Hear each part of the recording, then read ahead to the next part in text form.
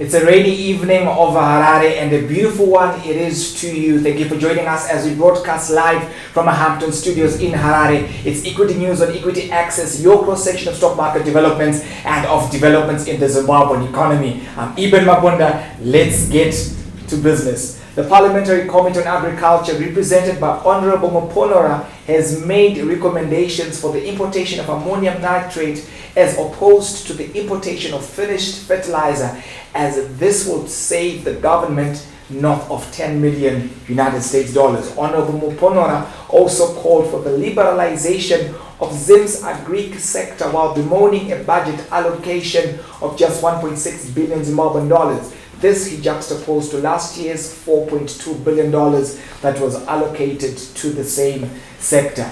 Meanwhile, this is ongoing at a pre-budget seminar taking place in Victoria Falls ahead of the budget for 2020 that is expected to be released during the course of next week.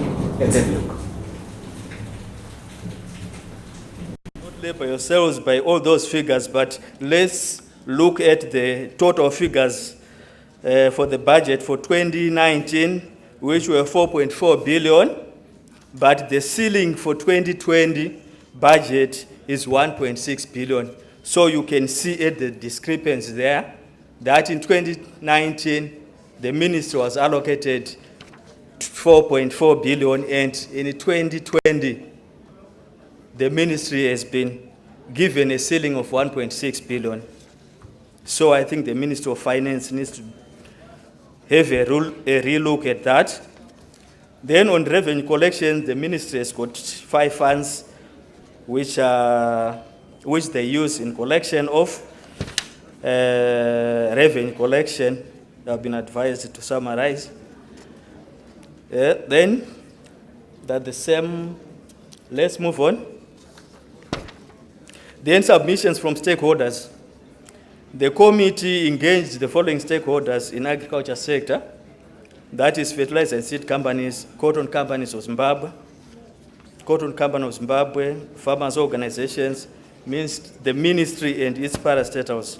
And the submissions are as follows. The underlying fact is that high cost of agricultural inputs are impacting negatively on farmer viability as well as industry production. Importation of ammonia for the production of AN should be given preference and be included under the list of other essential imported commodities like fuel, cooking oil, electricity, medicines, and water chemicals. Parliamentarians have lamented a poor allocation of resources in the Small to Medium Enterprises Ministry. This has been expressed, of course, at the ongoing 2020 pre-budget seminar. Parliamentarians also expressed the marginalization of citizens in Matebeleland, Mat North, as well as Mat South, in as far as funds allocation at the Women's Bank. Let's have a look at that footage from the pre-budget seminar. Mama Batole is Mali, Women's Bank. The other thing is, nxa ukhangela ama statistics, abantu asebethole imali ku Women's Bank, Matebeleland, Mat South, Bulawayo, Mat North, akulabantu abayitholileyo imali. When you look at this, balutshwana kakhulu. So we have a problem ekhona. Matebeleland is being marginalized. Can the minister akhangele indaba yeMatebeleland seriously? Ngoba we are not happy, even from what we heard from the last speaker. We are not happy as Matebeleland. So siyacela ukubana uminister wethu akasukume ame akhangele izindaba zabo mama. We constitute 52% in this country, and i-ministry yethu ilele vele balele lingaze lihlangane labo emhlanganweni balele. We have turned them away so many times ukuthi kabayilungisa izinto zabo kwenzela ukuthi garden ratio kure ne marketing kure ne market kune garden ratio bokuti munhu anokwira bus kuda kotengesa muriwo ikoko. Saka zvinhu zveministry zvakasunama. Ministry yedu I'm a member of this committee, small to medium enterprises. Dambudziko rawo vanosunamisa zvinhu. Pane agricultural projects anoita kune mvura yakawanda. Tine projects atakavhizitira mairi ekuti takaenda kwachivi kune mvura shoma onzi voita garden asi mvura inopera panguva yekudi yekupisa. Ipapo munoti munhu anosobhadhara chikwete chacho sei mvura ichipera. Takaenda futi kuMatebeleland South.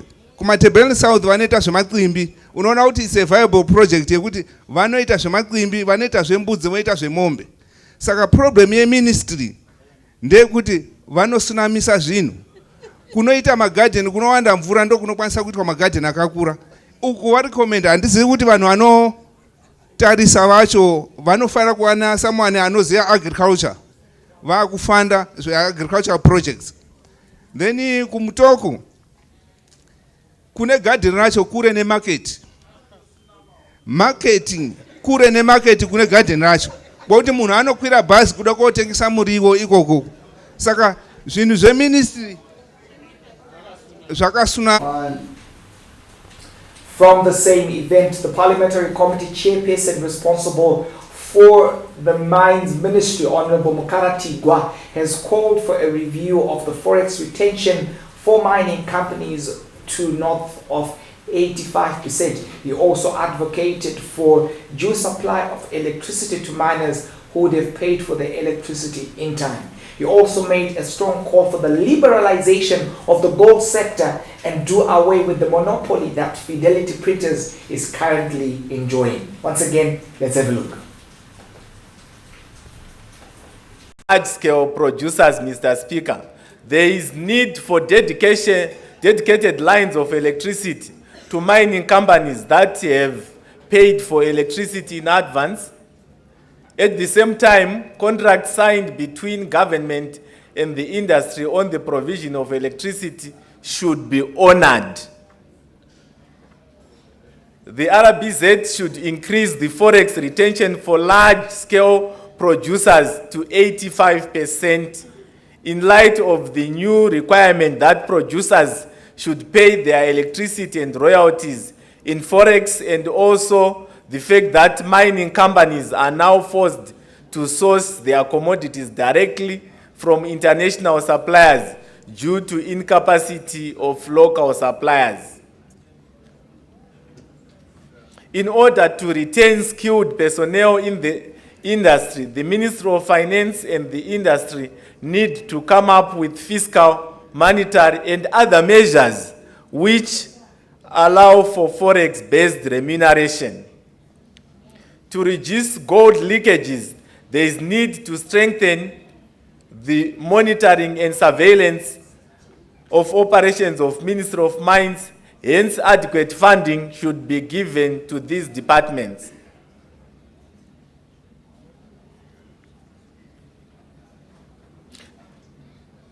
Let's go. Can you move on to the next one? There is need to liberalize the market for gold. Fidelity Printers should not remain the sole buyer of gold in the country in order to attract investment into the industry. Let's open it up. The Ministry of Finance needs to come up with a new fiscal policy to regulate the taxes, fees, and charges prevailing in the mining sector in line with the ease of doing business. As a committee, we observed that the Ministry of Mines should actually be left to do advocacy.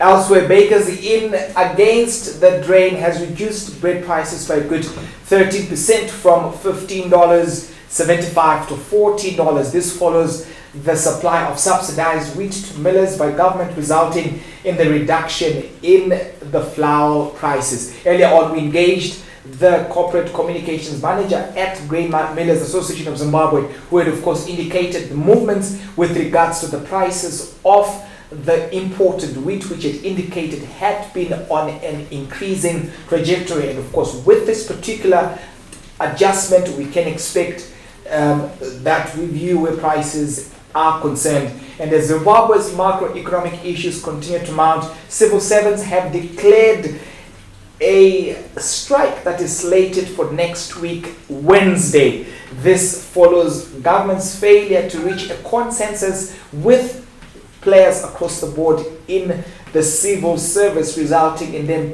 deciding to take to the streets. Now, this concludes our evening news bulletin. Don't forget to like, subscribe, follow us on Twitter, Facebook, and to visit our informative website, www.equityaccess.net. From the Equity Access team and I, Danki and Asante Sana. Climbing to the top takes more than just hard work and smart choices. It's the passion that drives you from within, the endurance to keep going through difficult times, and having a very clear vision of how to succeed. That's what we strive for at CBZ.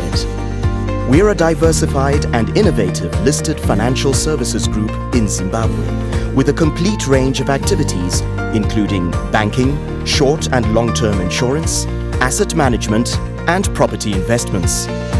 CBZ has been a pinnacle for stability in the economic landscape of Zimbabwe, stemming from our deep-rooted values, our excellent customer service delivery, and our corporate vision to strive for excellence as a global competitor. Our continuous investment in research and development will cement our promise to provide customer convenience utilizing state-of-the-art technology. Relationships are at the core of what we do. We understand, however, that strong, long-lasting partnerships are not built overnight. With over 3 decades of wealth management, we have come to understand our clients and their specific investment requirements. Our unique mix of skills ensures that investment opportunities are examined from all perspectives. The balancing rocks of Zimbabwe have weathered the elements for thousands of years and stood the test of time, like majestic reminders of the fine balance of nature. They challenge our perception of what is possible and what endures. Just as CBZ has weathered the economic storms and remained steadfast throughout the turbulence of unsettled economies. Achieving the impossible through resilience and stability, we balance the elements of hard work, dedication, and experience, making us your ideal partner for success.